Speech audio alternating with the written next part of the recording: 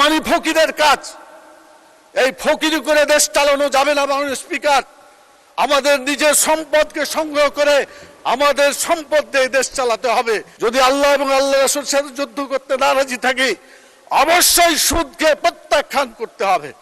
এই সুদ ছাড়াও অর্থনীতি চলে। মাননীয় স্পিকার, যদি সুদ চালু থাকে জাতির উপরে আল্লাহর আযাব হালাল হয়ে যাবে। বলা হয়েছে ইয়ামহাকুল্লাহুর রিবা, আল্লাহ তাআলা সুদকে ধ্বংস করেন এবং যাকাত সাদকাকে বৃদ্ধি করেন।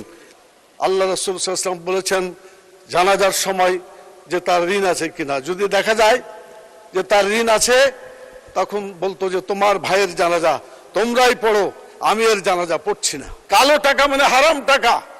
হারাম টাকা ঘুষ দিয়ে কি হালাল করা যাবে? মাননীয় স্পিকার, আমি যে কথা বলতে চাই সেটা হলো এই বাজেট বলে অপচয় এমন একটা জিনিস যেটা গোটা অর্থনীতিকে ক্ষতিগ্রস্ত করতে পারে। আমার মনে হয় না এই জাতীয় বাজেট বক্তৃতায় এই শব্দটা আছে, হইতে পারে আমার দেখার মধ্যে ভুল হতে পারে।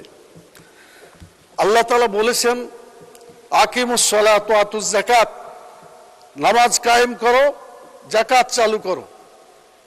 নামাজ চালু করে মানুষের চরিত্র ভালো হয়ে যাবে, আর যাকাত চালু করে মানুষের ক্ষুধা দারিদ্র্য বেকারত্ব দূর হবে। এই শব্দটি মাননীয় অর্থমন্ত্রী চট্টগ্রামের লোক, ওখানে তো কোরআন হাদিস পড়ার একটা মানে কালচার আছে বলে আমি জানি। মাননীয় স্বরাষ্ট্রমন্ত্রী মাঝে মাঝে আয়াত যখন পড়েন তখন মনে হয় যে এই কালচার তিনি করেছেন। আমাদের মাননীয় অর্থমন্ত্রী দেখলাম না যাকাত শব্দটা এখানে উচ্চারণ করেছেন, এমন একটা পৃষ্ঠাও পাই নাই। মাননীয় স্পিকার, আমি বলতে চাই ঋণের ব্যাপারে অনেক আলোচনা হয়েছে, আমি খুব সংক্ষেপে বলতে চাচ্ছি। ঋণ করা সুযোগ আছে, তবে ঋণী অবস্থায় মরে যাওয়াটা আল্লাহ পছন্দ করেন নাই। ঋণ পরিশোধ করে মরতে হবে। কেউ যদি ঋণ রেখে মারা যায়, কোনো ভালো আমলের পুরস্কার আল্লাহ তাআলা দেবেন না, সহিহ হাদিসে বর্ণিত আছে। সেই জন্য ব্যক্তিগত ঋণ অথবা সমষ্টিগত ঋণ অথবা জাতীয় ঋণ, কোন ঋণকে ছোট করে দেখা ঠিক হবে না। মাননীয় স্পিকার, সেই জন্য ঋণ পরিশোধ অবশ্যই করতে হবে। ব্যাংক থেকে ঋণ নেওয়া হয়েছে, এই ব্যাংকে ঋণ কতজনের আছে? লক্ষ লক্ষ মানুষের টাকা ব্যাংকে সঞ্চিত আছে, সেই টাকাগুলো আমরা নিয়ে খরচ করছি। এটা যদি খরচ করে মরে যায়, তাদের কাছে এটা ফেরত না দেওয়া হয়, সব মানুষ আমাদের প্রতি হুকুকুল ইবাদ হিসাবে আমরা দায়ী থেকে যাব তাদের কাছে। সেই জন্য ঋণ করা যাবে, কিন্তু ঋণ রেখে মারা যাওয়া যাবে না।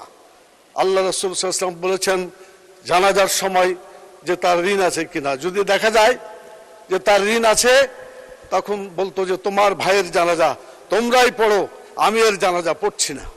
অতএব ঋণের ব্যাপারে খুবই সাবধান হওয়া উচিত। মাননীয় স্পিকার, এরপরে আমি যে কথা বলতে চাই সেটা হলো যে যারা ঋণ করে তারা স্বাধীনভাবে চলতে পারে না। হাদিস একটা আছে, উপরের হাত ভালো নিচের হাতের চাইতে, আলিয়াদুল উলিয়া খায়রুম মিনাল ইয়াদুস সুফলা, উপরের হাতটা ভালো নিচের হাতের চাইতে। নিচের হাত মানে ফকিরের হাত। ঋণ করা মানে ফকিরের কাজ। এই ফকিরি করে দেশ চালানো যাবে না। মাননীয় স্পিকার, আমাদের নিজের সম্পদকে সংগ্রহ করে আমাদের সম্পদ দিয়ে দেশ চালাতে হবে। এই সুদের অর্থনীতি দিয়ে চলাফেরা করে, সুদের মাধ্যমেই তারা জীবন জীবিকা করে, তাদের ব্যাপারে বলা হয়েছে তারা যেন আল্লাহ এবং রসুলের সাথে যুদ্ধ করে। মাননীয় স্পিকার, আমরা কি আল্লাহ এবং আল্লাহ রসুলের সাথে যুদ্ধ করতে রাজি আছি? জবাব দিতে হবে আমাদেরকে। যদি আল্লাহ এবং আল্লাহ রাসূলের সাথে যুদ্ধ করতে নারাজি থাকি, অবশ্যই সুদকে প্রত্যাখ্যান করতে হবে। এই সুদ ছাড়াও অর্থনীতি চলে। মাননীয় স্পিকার, আমাদের মাননীয় প্রধানমন্ত্রী মালয়েশিয়ায় গিয়েছেন, সেখানে সুদকে বন্ধ করে যাকাত ভিত্তিক অর্থনীতি সেখানে চালু করার সুন্দর একটা প্রচেষ্টা অব্যাহত রয়েছে। পৃথিবীর বিভিন্ন দেশেই এই যাকাত ভিত্তিক অর্থনীতি করার, সুদকে বন্ধ করার চেষ্টা করছে। তার মধ্যে উল্লেখযোগ্য দেশ হলো ইরান, বাহরাইন, সৌদি আরব, আরব আমিরাত, কুয়েত, কাতার, পাকিস্তান। আমি বাংলাদেশকেও মনে করি একটা ওই ধরনের দেশ যেখানে সুদকে বন্ধ করে ইসলামী অর্থনীতি চালু করার একটা চেষ্টা ইসলামী ব্যাংক করেছিল, কিন্তু শকুনের দৃষ্টি ইসলামী ব্যাংকের উপর পড়ার কারণে আজকে এই ব্যাংক বিধ্বস্ত হতে চলেছে। আপনাদের মনে আছে মাননীয় স্পিকার, ইসলামী ব্যাংক যখন ঠিকমতো চলছিল, বড় বড় সুদী ব্যাংক বাংলাদেশে ছিল, তারা যখন দেখলো এই সুদী কারবার চলছে না, তখন প্রত্যেকটা ব্যাংক তারা ইসলামিক কাউন্টার খুলেছিল। এটা প্রমাণ করে বাংলাদেশে সুদ ছাড়াই অর্থনীতি চলতে পারে। মাননীয় স্পিকার, সময় চলে যাচ্ছে, অনেক কথা তো একটার উপরে তো অনেক কথা বলা যায় না, তারপরে অর্ধ একটা কথা বলি। মানে যদি সুদ চালু থাকে, জাতির উপরে আল্লাহর আযাব হালাল হয়ে যাবে। যে কোনো সময় আল্লাহ তাআলা মহামারী দুর্যোগ সেখানে নাজিল করতে পারেন।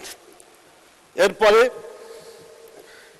শয়তান, সুদী যারা জীবন যাপন করে, শয়তান তাদেরকে স্পর্শ করে পাগল করে দেয়, তাদের বক্তব্য পাগলের মতো বলে। সুদ এবং